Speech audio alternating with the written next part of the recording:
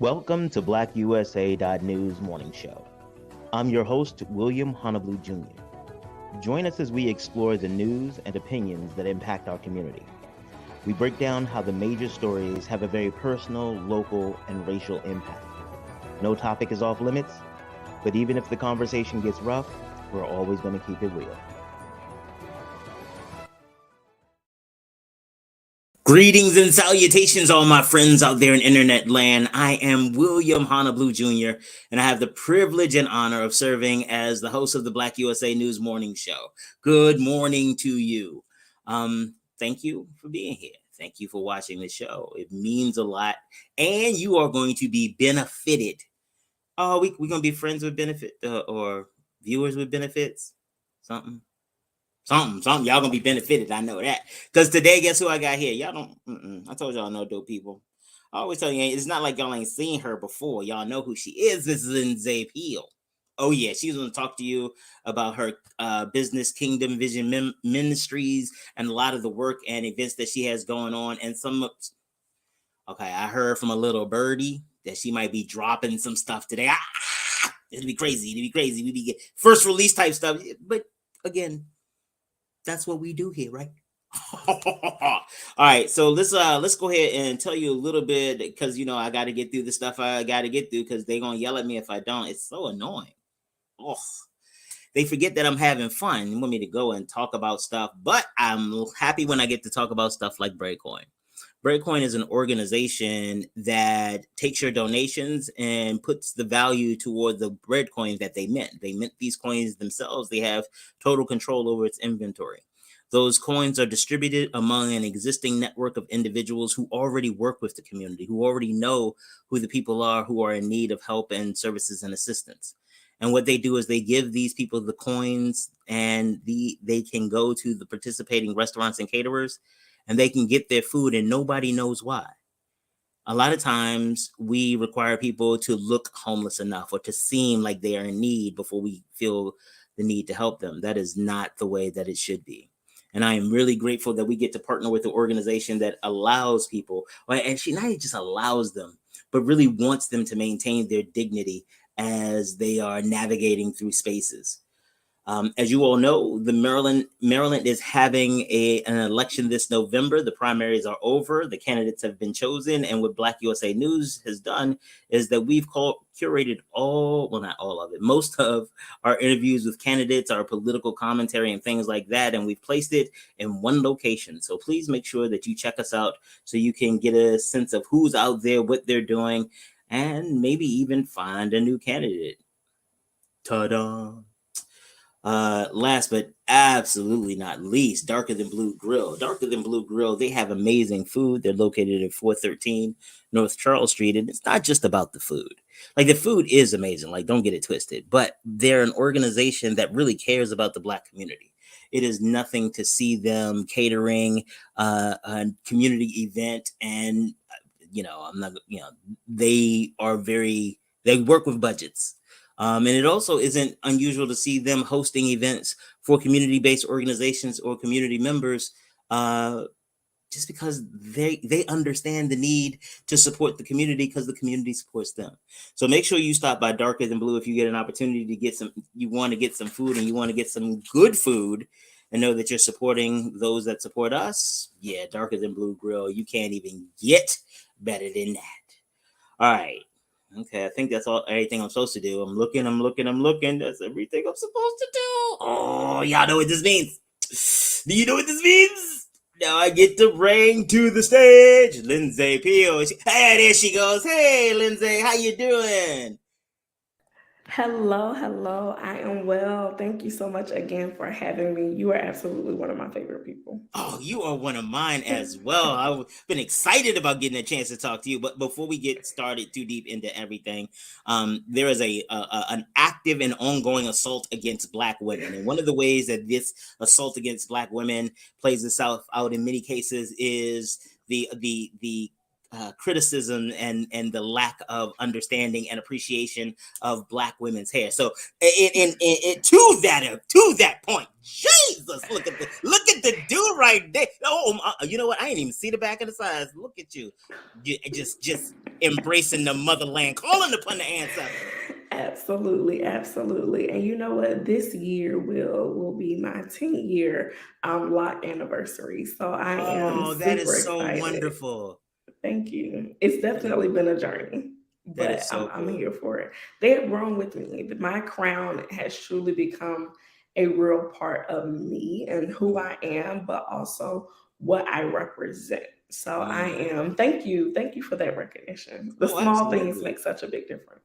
Uh, because again, and we talk about it here. I do not pretend that there is not like an active assault against Yeah. Black women happening right now, and that's why I get so excited, especially bringing sisters like you who are Yeah. actually doing a damn thing, not just like talking about doing a damn thing or saying who should be out there doing a damn thing, but really coming to the table, and talking the walk and not just talking the walk. Jesus.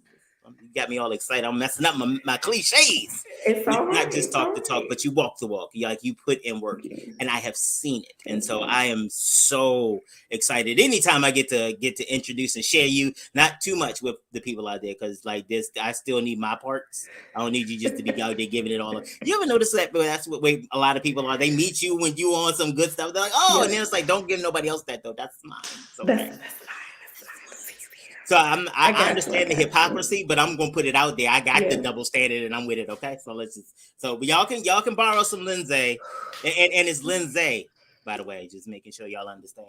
That's All right, right. so I don't just continue to objectively fawn all over you. I'm gonna give you an opportunity to tell the people who you are and what you do, because they already know. I think you're awesome, but tell them how awesome you are.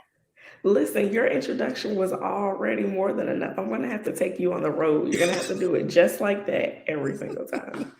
But no, hello everyone. My name is Lyndsae Peele. I am the founder and principal consultant at Kingdom Vision Consulting. We are a financial services firm that specializes in holistic CEO planning for entrepreneurs of color. We do that by focusing on 5 key areas of finances known as class: credit worthiness, long-term wealth, asset protection, strategic banking relationships, and strategic asset accumulation. I wear a bunch of other hats as well. I'm the host of the Real Deal Radio Show, where we provide resources, empathy, accountability, and literacy to improve the overall wealth journey of the Black entrepreneur. I'm the director of community engagement for area development partners. I happen to serve as the vice president for the Greater Baltimore Black Chamber of Commerce. I'm on the board of advisory members for the Women Entrepreneur Leadership Lab. So as Will said, literally my hands are in all of the things, but all of the things that support Black and Brown people in business. Mm, I told y'all. Like I tell them I know dope people, and I think they be like, "Oh yeah, I'm sure you do," but they don't even understand like the level of dopeness. They're like, "Oh, they because."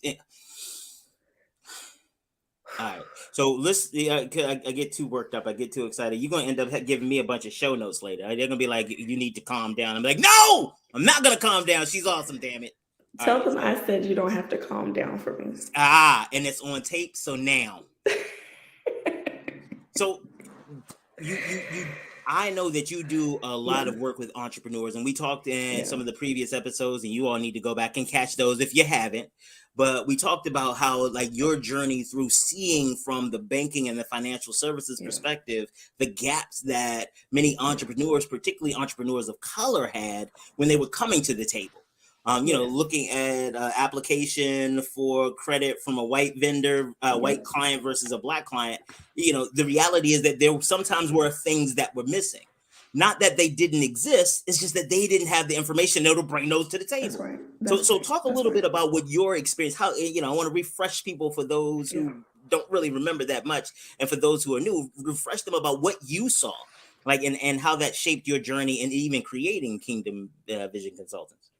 Absolutely. So let's start back from when I first began in the banking industry. I started as a part-time teller while I was a student at Howard University. So behind that teller line, I got to see the real deal behind everyone's finances when you're coming to make deposits, make withdrawals, yes, on the consumer side, but also those business owners.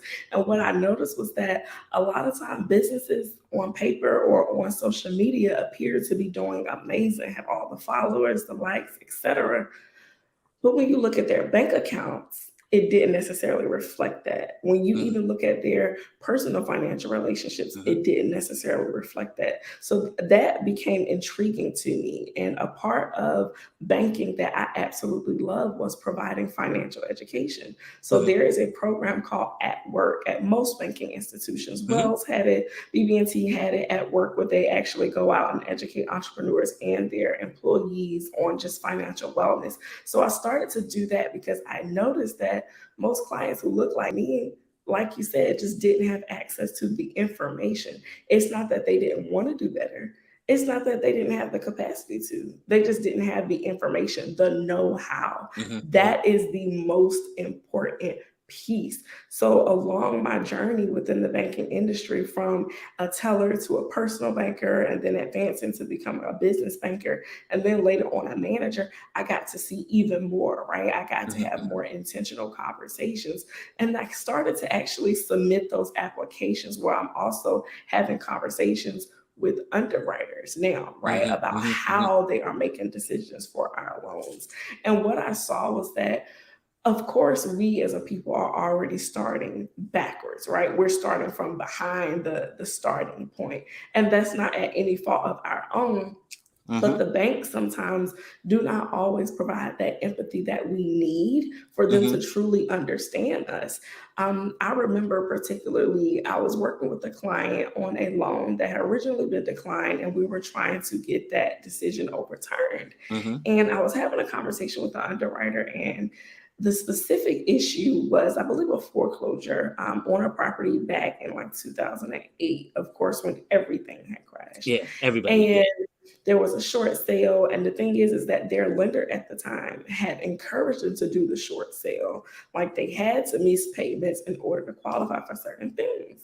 And when I was having this conversation with the underwriter, he said, "That seems a little self-inflicted, doesn't it?" And it was just his response, his reaction, it was just unwarranted to me, but it also shows a lack of empathy, a lack of understanding. Of course, the underwriter was white and my client was Black. And then I, as a Black woman advocating on behalf of this Black business owner, of course, we saw our challenges, but in the industry, I learned that you cannot back down, right? But that's also the importance of having strategic banking relationships. I tell my clients all the time, you have to not just have an institution that you're making deposits and withdrawals, but you actually have to have a person on the inside who can advocate for you, who can get to know you, know your business, understand your challenges, understand your triumphs as well, right? To get to know the full story so that they can become a sponsor for you. And because the client had done that with me, we built that relationship. I got to know her. I got to know the husband, the family dynamic. I got to understand the financial story, what they had also gone through to cause some of those things on their credit report. So much so where I was willing to put my neck on the line for this client. Long story short, on the other end, we were able to get multiple decisions overturned, right? While I was at the banking institution. And even once I transitioned, the client had another issue with the bank, another declined product, and I was able to make a phone call to my contacts for them to rework some things in the application, and boom, we had approval. But that came from understanding how the underwriters work. You have to understand the game so that you can play the game very intentionally, very strategically. But we are automatically starting from behind. And if we don't catch up just by having the right people in our corner, that financial dream team, a lot of times we will never really know how to move forward. You are absolutely right on that. One of the things that we talk about here often is making sure you understand why the bank is in business. The bank doesn't give a fuck about you. They're not in here for you. the bank is a soulless institution, and again, like all soulless institutions, Right. it doesn't actually exist. The people in the bank are the ones that make the decisions, Right. and so that's why having that personal relationship. The investors at the top of the bank, they want profit. They don't care how. Just most of the time, they don't even care how Right. you get it, so long as Yeah. it don't cause no drama. They want profit, and the only Correct. place you could get profit is by either paying your employees low and or charging your customers high. And most of the time, they do both. They do And so both. that is what they are after. They're not your Yep. friends. Yep. They are not there to help you. And if they are your friends, they're your commercial friends. And understanding the difference between commercial and personal friends. That's why I know you do a lot of work with CDFIs and some of these Correct. nonprofit organizations, because they don't have that same profit That's right. motive. That's right. So you talked about making sure that people had good information and understanding. Yes. Let's talk about the financial decision making, because I mean, Yes. I want to make sure we circle back around and talk Absolutely. about all that magic you got going on in the background. But I think that this is part to your educational mission. Yeah. This is part of that journey. So talk a little bit about how this actually works in real life for people. Yeah, so in real life, one, I always say that you need a dream team so that you have people who are working with you to gather your documents. So let's just think about just that business owner who's looking to access capital. Your average business owner don't know what they need before they have the conversation with the banker. And they So what shouldn't. they And they should not already know. This is the first time they've been in business. It's our job to teach them. Correct, correct. Prior to that. So a lot of times we're just going into these institutions saying, hey, I need XYZ, and we're letting them run these applications without understanding the full story. But what I tell clients to do is before you even have a conversation with a lender, you want to have a conversation with your accountant because you want to know your numbers. You want to walk into that conversation fully prepared, understanding what your numbers are, understanding what your profit margins are, understanding what was your bottom line in taxes last year. Most people don't even know that preliminary information because also most people don't have an accountant. They have somebody who might be filing their taxes, but they don't have anybody doing their bookkeeping on the regular. They don't have anybody having intentional growth planning conversations with them where they're able to talk about projections, etc. Mm-hmm. So even before you apply, have your accountant review your documents with you, understand what your numbers are and what they mean, what they indicate for your business. Because guess what? The underwriter is. They're going to look at those numbers. They're going to ask you for your last 2 to 3 years worth of tax returns. Sometimes they're going to ask you for bank statements. Sometimes they're going to ask you for projections. Sometimes they may even ask you for a business plan, just depending on the length of time that you've been in business and the amount of money that you are applying for. But then also, too, as a business owner, you also want to go in there understanding your personal history, right? Your personal finances. I like to tell my clients all the time, you want to have a personal financial statement, a PFS already completed. Not necessarily that you shove it in their face, but you want to have it completed so that you can have a conversation about it. And the PFS, all it does is it lists all of your assets, all of your liabilities, and ultimately it gives you your net worth. What is that bottom line number that you are worth technically, right? And a big part of that is because in some cases, if you don't qualify for unsecured lending, you may potentially be able to qualify for secured lending. And of course, when it comes to secured lending, they want to know what assets do you have that we can even use to secure XYZ loan, right? Those are also just some of the basics. But you want to also know and understand how much money do you even have left over in your cash flow to pay back on any type of capital that you may borrow. It's sometimes it's the small things that we are afraid to ask, we are afraid to discuss just because of our own financial traumas, because of the trust issues that we have. And it's okay, right? But it's also about we have to combat that, right? We have to essentially get through that so that we can help ourselves get to the other side and grow and sustain a profitable business. Absolutely. Look at you. So, y'all see what I was talking about here. Y'all see what I was talking about. She came in here and just blessed y'all with a whole bunch of knowledge. I'm gonna go ahead and put this out here real quick. This is how you make sure you stay up in touch with Lyndsae. You're a little premature with that. That's an announcement, but I wanted to put it in there. Yeah, thank you. I got you. My Not bad. that Oh my God! That'll You know come what? later. I get excited. This is a whole new set of show notes here. Okay, all right, never mind, never mind. I'm good. I'm good. I gotta take your lead a little bit better than I had before. I just get It's all excited right. because, It's like, all right. again, I see you doing the work. I have talked to people, work with people that you work with, and just see how, like, you really do take time to educate Yeah, them. Like, you yeah, make sure that it's not just give me these forms, fill out this number. It is you. This is how correct. this is what this means. Correct. I am going to add my information in the chat box. Not what I just put. These are things in there so that I don't forget when it comes I'm time. gonna wait for you to tell me what to put where. I'm gonna relax. I'm gonna relax my push buttons and do that. So yeah, we can do No, that. it's all good. I appreciate it because they do need to know. They do need to know that one, you have an advocate and a partner in me, but also two, you have a strategic banking consultant in me. That is my contact information, Will, that I Okay. just put in the chat that you can put up there. Yeah, I'll put that up. But a big part of what I do is educating my clients so that after you work with me, you still know how to move forward in business. You know how to create strategic financial relationships. You know how to talk to a banking institution. You know how to properly apply for capital. You know how to properly manage that capital once you get it, right? But you have to learn these things. And it's okay that you don't know, but you also have to be able to identify what you don't know and go seek the information, go seek the people who do have what you need.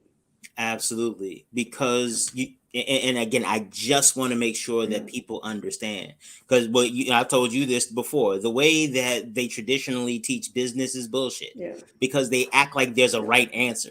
It's like, okay, I give you this case study, which by the way is made up in the first place. yeah, You give me a set of answers, which again is made up in the second yeah, place, and then I tell you that it's right or wrong based on the made up answers I have in my head that I yeah. expected to see. The thing Mhm. about, and again, one of the things I appreciate that you do is that you don't try to treat people like they are two different beings when it comes to business. That's right. And I appreciate the fact that you've been able to explain, weave that Yeah, explanation in to the conversations about being a business owner. It's not yeah, like, if you have a bad day in the morning, it doesn't, you don't, as soon as you walk into the office, it's not like, yes, I have no problems at home and everything. And so that's right. now I'm just, That's it right. is all still part of you. How That's do right. you, like, what kind of advice do you give to people who have had financial trauma, who have had these types of, like, and always the bill collectors and people always, yeah, every time you pull my credit, there's something, that kind of tension, that type of anxiety. Like, I have known a lot of business owners who could have blown up, but Yeah. because they did not resolve some of those things, it kept holding them down. So how do you even, in your professional, very learned opinion, how do you advise people to try to navigate through those spaces? So the thing is that you have to address it. A big part of our issue is that we like sweeping things under the rug. We Mm-hmm, prefer to not discuss our issues, not to discuss our traumas, because it's trauma. It's financial trauma, and it comes from somewhere, right? mm-hmm, Really, it comes from multiple places. But mm-hmm, what I encourage clients to do is to really be able to self-assess and to really conduct what I call a self-reflection, to mm-hmm, think about your childhood, to think about what you saw growing up. Were your parents always dodging bill collectors? Did you see a ton of eviction notices? Did you mm-hmm, see your parents always cash poor? Did you see them maxing out credit cards? mm-hmm, What did you see? What did you grow up around? What did your environment around you foster, right? Because those things, though that being, that state of being, it plays in our mental and we carry that with us. And that helps a lot of people develop a scarcity mindset, right? mm-hmm, They're so used to not having, they're so used to not being able to achieve X, they're so used to seeing their family struggle that it's ingrained in them at this point.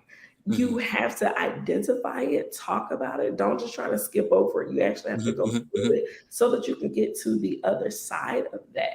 Identify those root issues and be able to address them, even if it came from parents and guardians who aren't here anymore. Being able to tell yourself that you are not them, that your future, right, is not dictated by your past.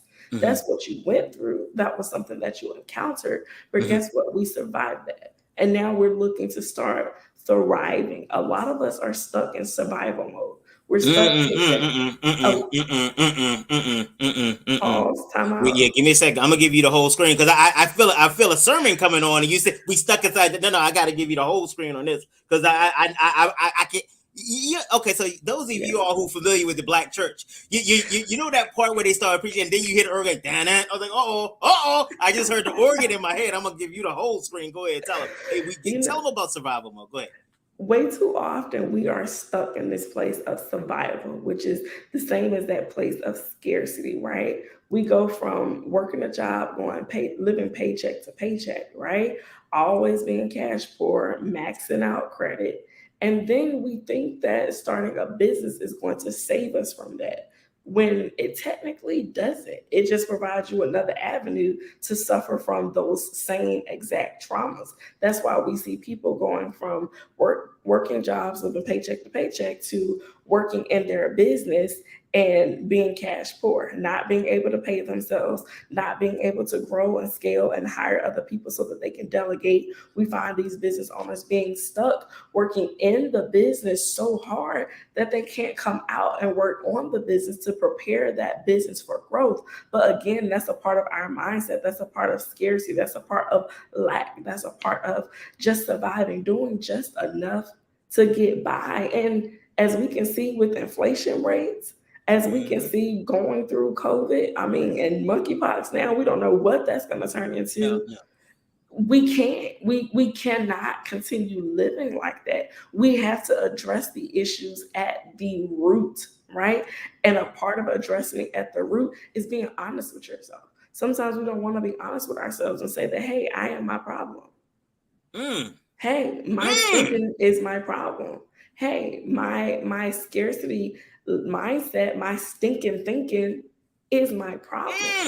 You got to be honest with yourself. Once you're able to address those things, your mindset, your money mindset, your that financial acumen that you don't have, when you identify that, you're able to then start to pull in the right resources so that you can start learning what you need to learn to better manage your money. Once you really start managing your money properly, both personally and in business, because when you're a business owner, it is not one or the other. You have to do both simultaneously. It is this and that, right? Because your personal finances and business finances are almost like married entities, kind of, right? What one of them do definitely directly impacts the other.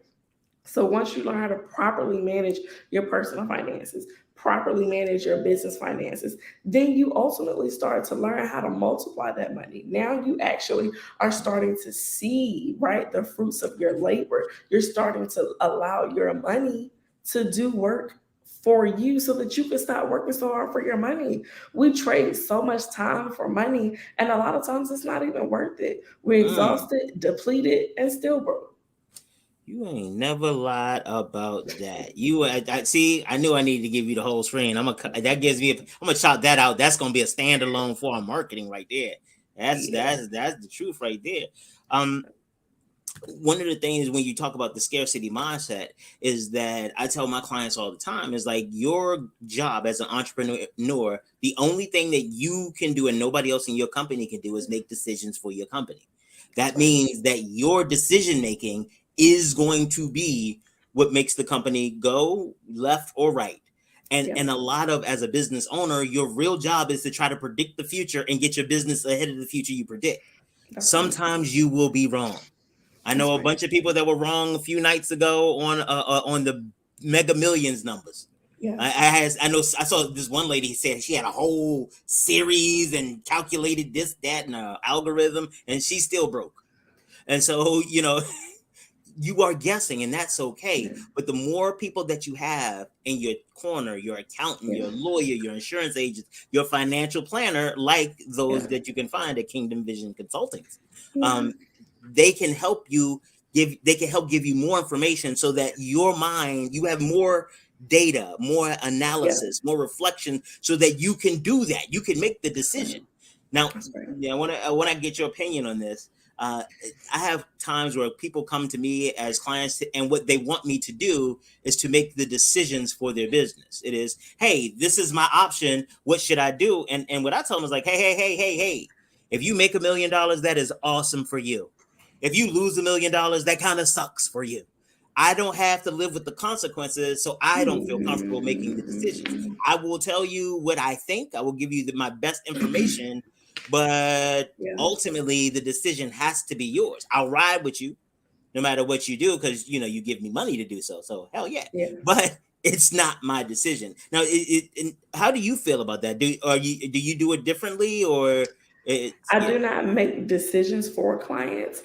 I will give them additional options.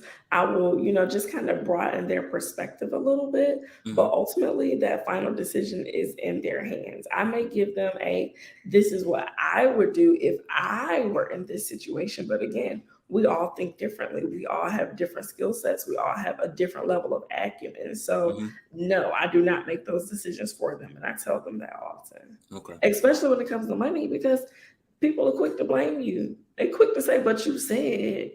Yeah, I get. So the lawyer in me case, I was like, okay, I will send especially when it's about decision making, and I don't think they heard me well. It's like, per our conversation, it was great meeting with you. Wanted to just walk us through some of our conversation points that are in our takeaways and next steps. Yeah. Some of y'all know who y'all are. I gotta record all of our meetings because y'all be switching up on me. I gotta take notes and record because y'all got. See, I ain't gonna say you suspect. Y'all got Swiss cheese memories. I don't know what be falling out of your memory and stuff like that. So I'm not gonna say you nefarious. I'm gonna say you got some mental health, short-term memory. Maybe you smoke too much. I don't know what's happening with you, but I'm gonna record you because you change your mind too often. And you know who I'm talking about, and I am talking about you. Swiss cheese memory. Sorry, I have beef.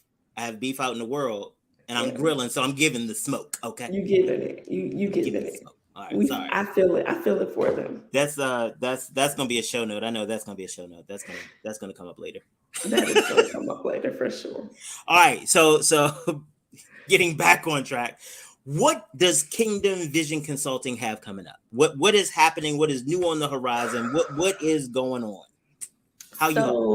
We have a couple of events coming up. First of all, we are a keynote speaker for a financial wellness seminar on the 18th of this month with O'Hara Development Partners, CDC.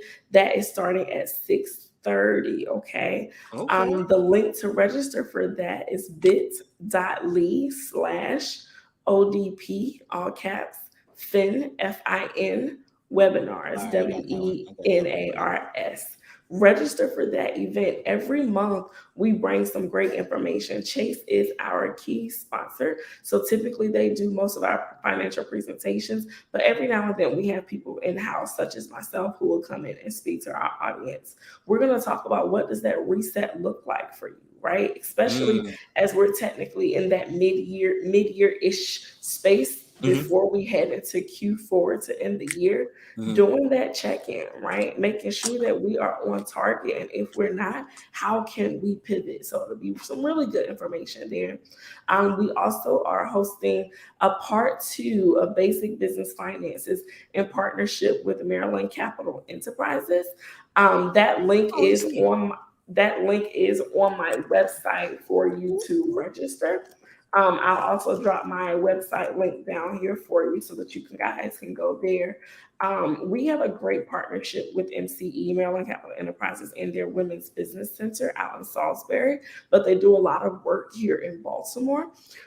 This will be our second session hosting within the last 2 months, but typically we host about 2 to 3, sometimes 4 sessions a year with them, and just bringing this information to business owners within their network.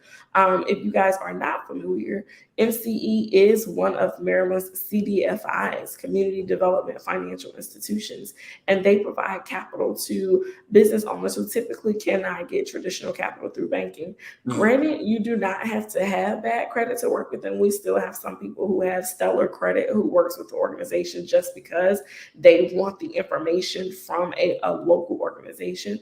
But also, too, they provide you with what we call technical assistance. So being able to help you with your business plan, to be able to help you with your projections, making sure that you have a solid understanding of where you are in business, but also where you are going. Mm-hmm. I had the pleasure of serving on their Baltimore Business Loan Committee. So what that means is for the loans that we have from small business owners coming through the city of Baltimore, I sit on that loan committee, right? So we are reviewing these loans. We are getting to understand that client's stories and making a decision that will be, of course, good for us, essentially to not lose money, but also that will provide sometimes second chances, sometimes the only chance for a business owner who don't have those strategic banking relationships. For people who don't know, we have had the honor of co-hosting and creating the Wealthy Woman Financial Transformation Program in partnership with EWI, Empowered Women International of LEDC, another CDFI, in conjunction with EWOC, Enterprising Women of Color, with WAKIF, Washington Area Capital Investment Fund. They are another CDFI. Both organizations are technically based out of the DC area, but they do serve Maryland as well and Northern Virginia.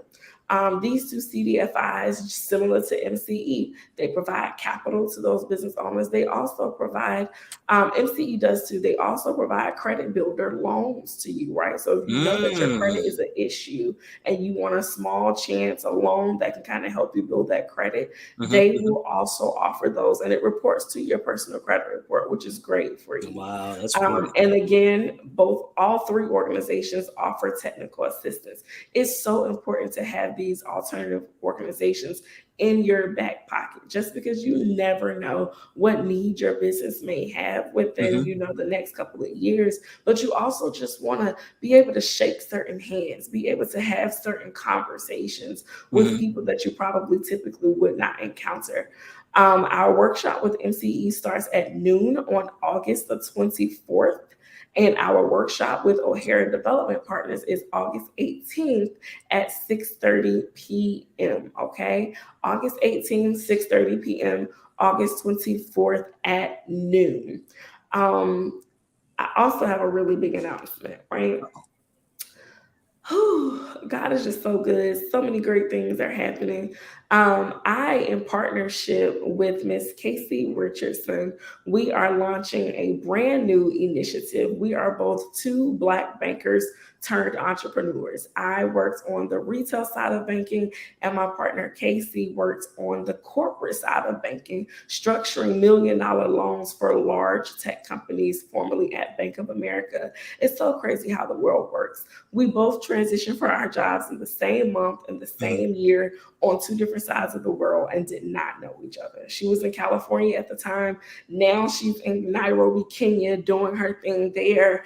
And in partnership, we are creating a new company, this new entity, where we will be engineering a new realm of capital access and trade infrastructure, specifically for Black women using Web3. We are super excited. Listen, Web3, of course, is a big conversation, and we want to make sure that our people do not get left behind, but especially Black women in business, because when you empower Black women, you empower families, you empower communities, because we know that, the future is female, but now is also female, so especially Black women. We have a podcast that we have just launched that is called Digital Black Wall Street. You can go search our podcast on Apple, Spotify, Google. You can also follow us on Instagram at Digital Black Wall Street, Twitter at Digital Black WS, and on TikTok, Digital Black WS. We're super excited right now. I can't give too much information. Just know that we are changing the game in the Web 3.0 space. We are working with some really awesome partners, attorneys, to make sure that we are setting up our foundation properly to really take this thing to the next level. We will have some curriculum, some courses and workshops that will be coming up soon, teaching you how to do business in the metaverse, how to market your business in the metaverse, right? Talking about how to monetize your presence in the metaverse. So much juicy goodness, right? But we want to make sure that we provide an alternative way to access capital for Black women using the metaverse structure. So super excited. This is such a huge moment for us because we are both very confident that we are building a $1 billion brand that is really going to change the game for Black people in business and just how we look at, honestly, Web3 anyway. A number of us, we get left behind. We get left behind when things as such comes into play because we don't have access to the information. But thank you to people like Bianca Jackson of Brick Rose Exchange, who is huge in speaking about the metaverse, right? Absolutely. She's teaching children, she's teaching Black businesses how to tap in and to tap in now. Do not wait, okay? Do not wait until you've missed the ball. Listen, I was just telling Casey earlier in our meeting, when things are starting to shift, when prices are going up in certain areas, right? Of course, inflation is a thing regardless, but when it comes specifically to Web3, a lot of people are using the VR headsets now, the Quest 2 Oculus, and they have gone up an extra $100, right? So get in while you can.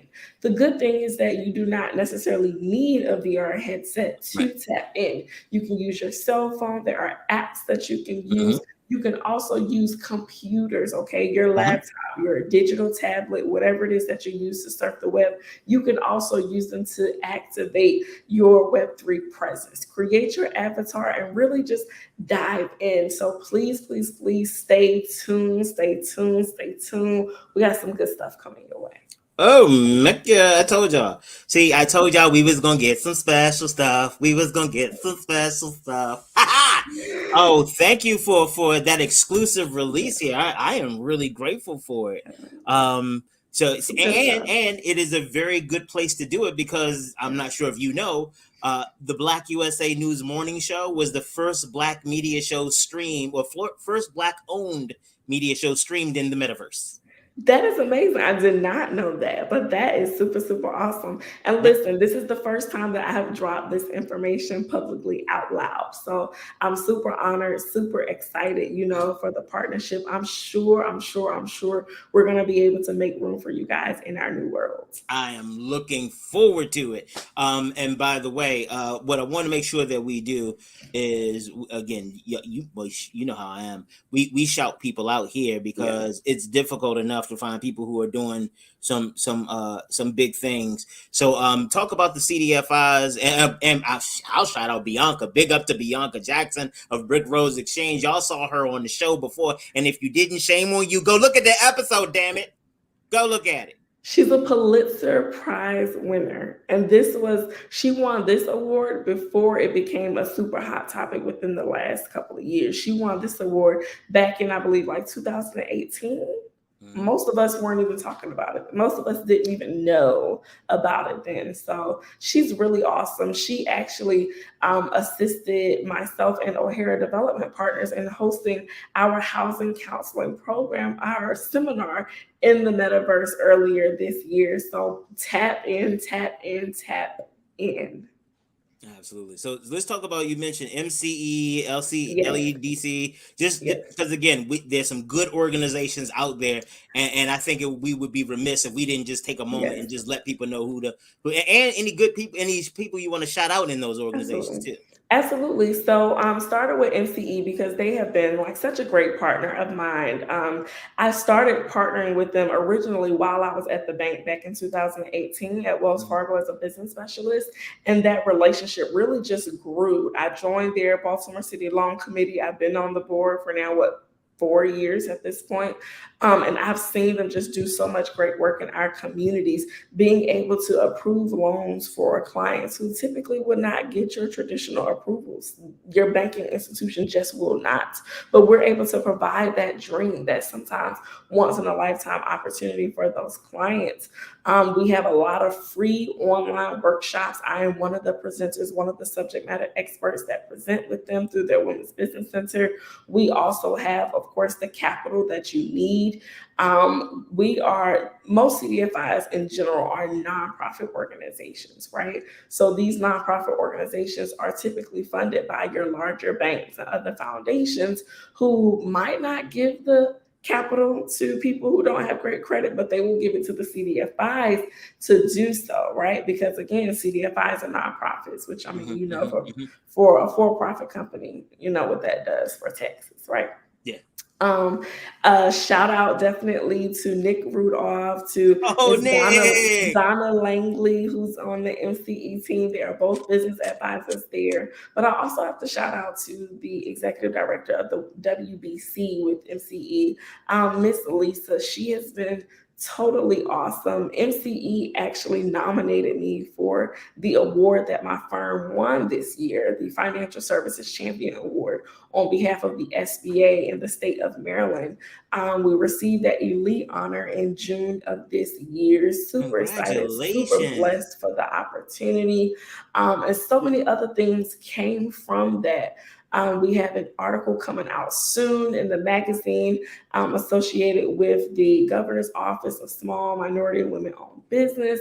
So super thankful to MCE just for believing in me, to their executive director of the entire organization, Maurice Ames. As soon as I went independent in my company, Maurice and MCE were the first organization to give me a contract to work with their clients. So I'm eternally blessed. I'm taking them with me wherever I go. Shout out to EWI, specifically Miss Nicole Andani. She is the program director. She is super awesome. Nicole and I, when it comes to the Wealthy Woman Financial Transformation Program, we came up with this idea at the end of last year, and it was supposed to be just a book club. Literally just a book club to help women really get engaged with books about wealth for women.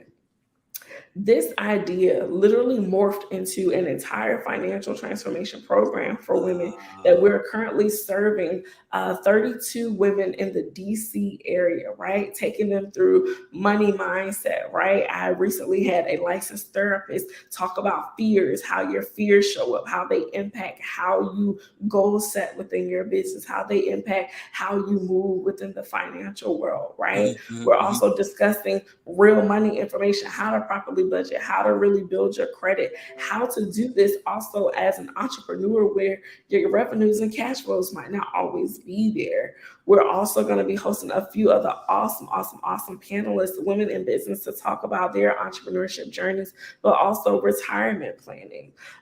This program is so special to us because there were so many women who were thirsty for something like this. When we initially dropped that we were launching, we had over 100 inquiries, which also resulted to over 90 completed applications. We only have 40 spots for women. When I tell you that the financial information is needed, it is wanted and desired. It is. Most people think that people don't want it. They do. They just need it from the right place, from the right person, with the right heart that they can trust, right? And we've been able to garner that community with our women.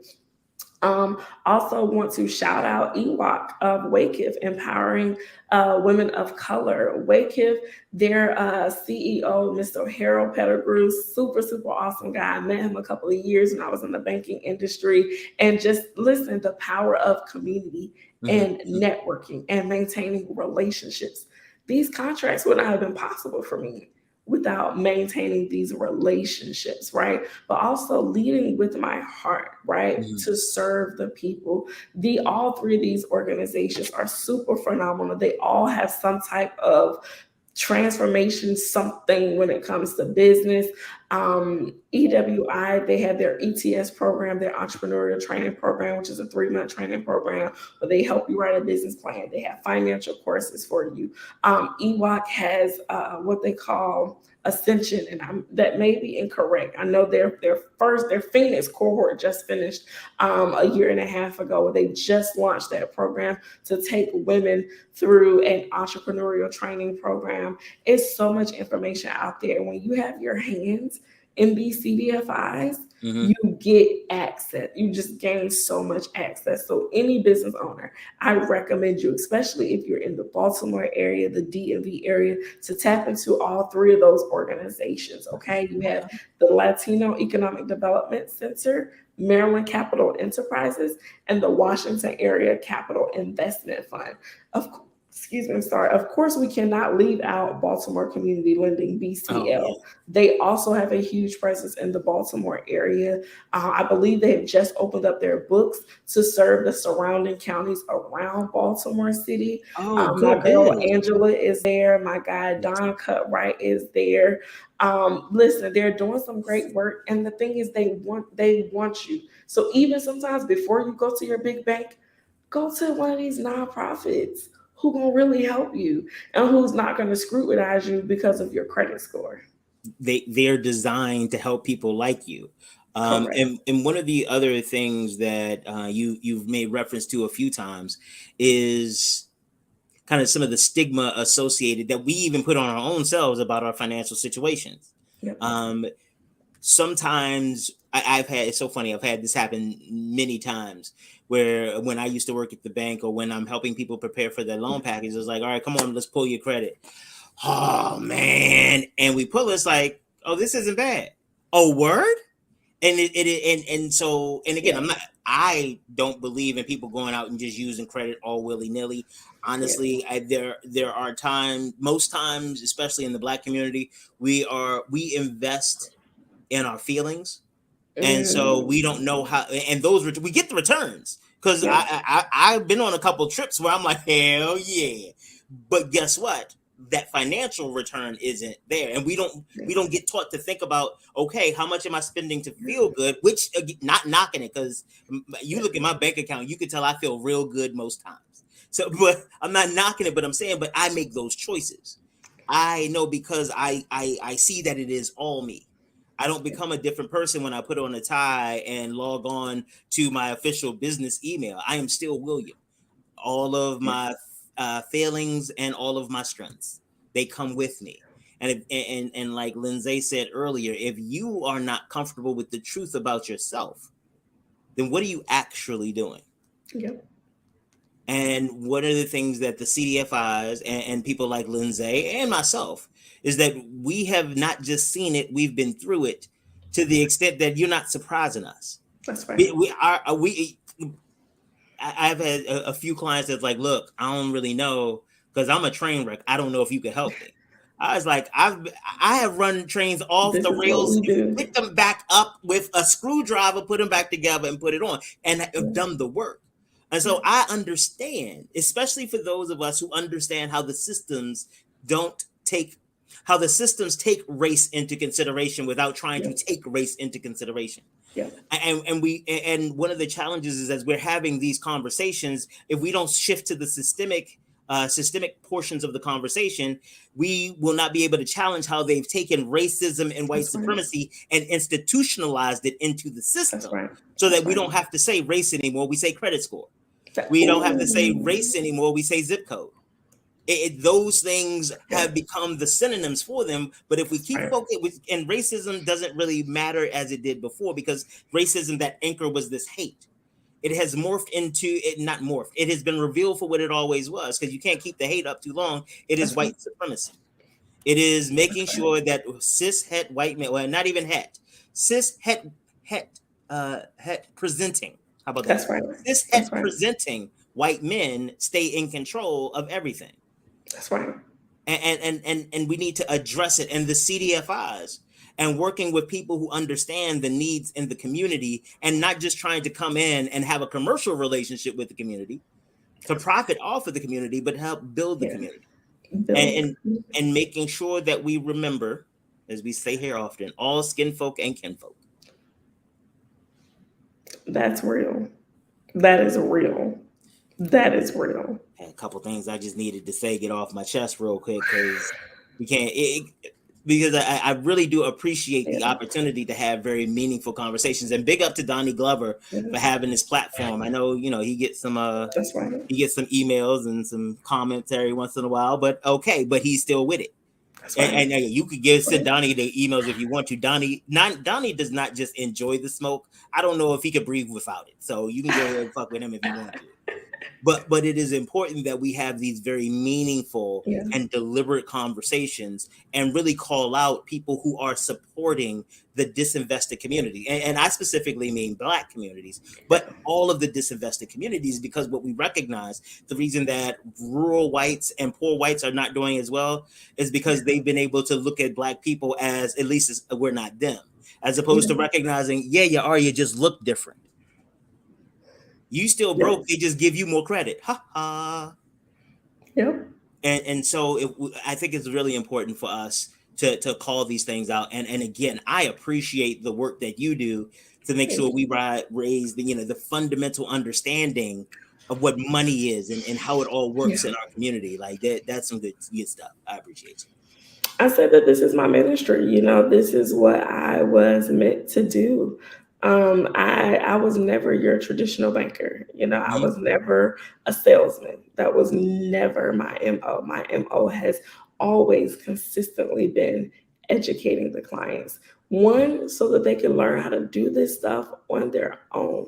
Right? At some point, you want to get to a level in your financial acumen where you can make strategic decisions on your own, when you know the know-how, where you can utilize credit as a tool to help you build your enterprises, right? Where you can start planning retirement for yourself, but also start planning investments for your children, right? We talk a lot about generational wealth, but we got to start with ourselves first. If we're not giving ourselves anything, if we're not teaching ourselves, there's no way that we can develop something to pass down to our children or grandchildren. So it's so funny that you mentioned generational wealth. See, y'all people are disrespectful. Y'all always wait till we get to the end, and then y'all be like, "Oh, whole new topic." So because one of the things that I've had to talk to people about recently, a couple of my clients, that we've been talking about breaking generational curses, and especially in the financial space. And I've been helping them understand that they have done that. But what people tend not to realize is that generational wealth is something to work for. If you break the generational curse of poverty, you might be the generation just figuring what the fuck is up. Your job in the generational line is to break the curse, but it still needs to be cleaned up. It's not bewitched where you just go pinky, pinky, pinky. Okay, wait. You might not know that. What's the witch? What's the witch y'all know? What's the witch you know? Because I know we are in different generations right through here now. So what's the witch you know? Who's Sabrina the Teenage Witch? Okay, Sabrina the Teenage Witch. Yeah, you can't just magic and then it goes all the way where you need it to be. It needs to be cleaned up. It's like the curse is like a broken pipe. And you can stop the water. Congratulations, you turned off the water. You stopped the flooding. But now this shit still needs to be cleaned up. So even though you are developing and you understand generational wealth, make sure you understand that it's generational. You might be the seed. You may never eat from the tree. Oh, okay. All right, I'm gonna calm down. Woo, okay, all right. Woo, we was about to go over time. We was about to really go over time. Seed time harvest. Somebody has to plant the seed. No, somebody has to be the seed. Even better. Because this is about, because again, you are trying to grow. You are connected to a weed, and you have excised it. You have spliced it. You have replanted, but you have to grow. You need to make sure that you're in fertile ground. Because sometimes what was wrong was that you were in toxic areas where you were trying to grow this beautiful plant, and now you can move it, but it still needs to heal from the damage. And the expectation that because you have broken this curse, it is now magically broken. This ain't a Disney movie. Your writers don't get paid that much. That's right. You got to do the work. You should have put yourself on full screen for that. So you realize we're gonna have to have this conversation, and you gotta come back, right? You gotta come back, right? Of course. I'm a regular at this point. I appreciate that. I appreciate it because again, and I am so grateful for not just you showing up on the show and increasing my ratings and stuff, but also the work that you do. Because again, I have seen the people who have benefited from your expertise, your tutelage, and you are everything that I say you are. Probably some more stuff I don't even know about, but I know you at least everything I say you are. Thank you. I'm honored, always humble. I always tell people it's not me, right? It's the God working through me. So I'm just a vessel. Just the vessel. So, like I told my mama, sometimes the answer is the correct answer is thank you, because guess what? God chose you. Then that means everything else I said was true, and you ain't need to don't. Okay, so you about to get me on that humility, because you need to let your light shine so people can be like, hell yeah, I'm great too. Because on this show we brag about every damn thing. I am one of the smartest people that most people will ever meet, and I got test results. You are. So we need to. So and whether you are ordained, consecrated, or you just lucky, it's you. Yeah, thank you. I appreciate it. Yeah, I appreciate that. Yeah, be walking out here that damn self-esteem shit. Yes, sir. Yes, sir.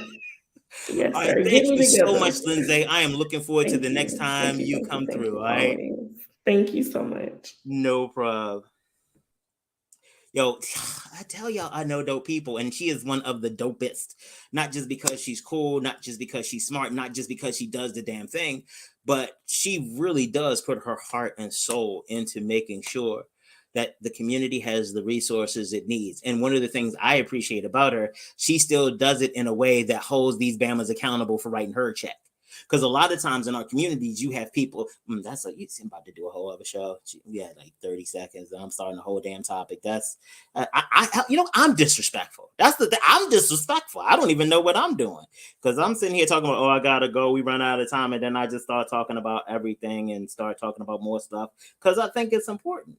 But, we will talk about this later. But either way, we'll be black tomorrow. Welcome to BlackUSA.news.